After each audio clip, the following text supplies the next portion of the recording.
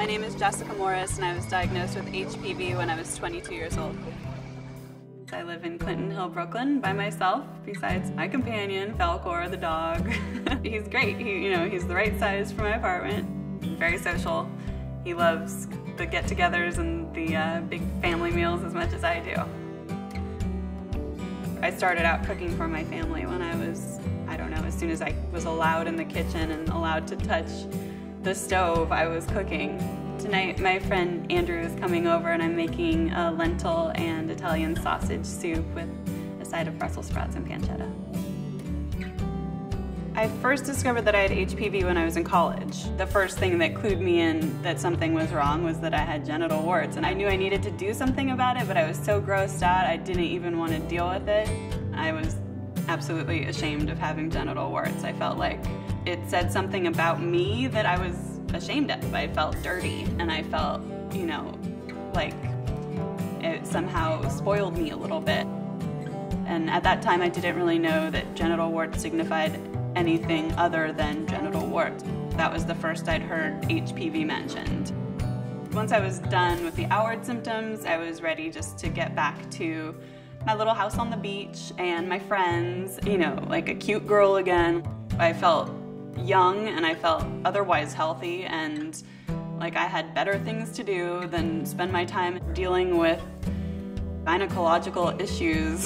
So I put it off and I didn't even think about it for the next 3 years. One of the very first things I did that really signified the fact that I was serious about taking control and taking ownership of my life and my body was addressing the fact that I had been diagnosed with HPV and that it was something that I needed to deal with head on. Coming to my new gynecologist in New York City, I felt like I had to come clean. So I went in and my first pap smear came back with irregular results, and it was pretty devastating. It was when I was first told I had precancerous cells in my body. Precancer, like the word cancer just sticks out. There's nothing you can do to quiet it in your head once you've heard it.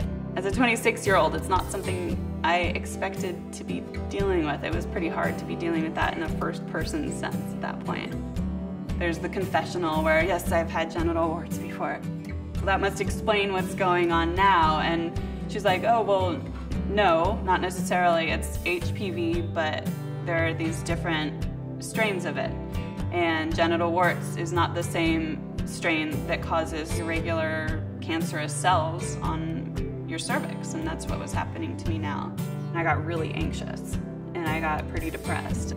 As I did lots of my own research, I realized what the risks were, and one of my main concerns was how it would impact my ability to get pregnant at some point in the future, because I'd always sort of imagined having a family.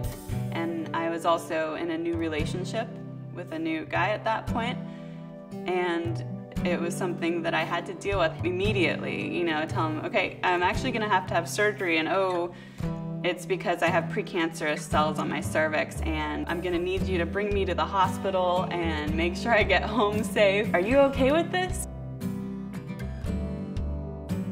HPV and cervical cancer potentially could impact the rest of my life and the way I've always envisioned my life. Cooking became a way to escape from thinking about HPV. It was a way of putting all of that pent-up energy and anxiety into something productive and something fruitful and something loving. In the beginning, the idea of sharing my diagnosis with another woman was humiliating, just the idea of it. And now I'm at a point where I feel like I'm so empowered by sharing my experiences and by hearing other women's experiences. There's such strength in just speaking it out loud.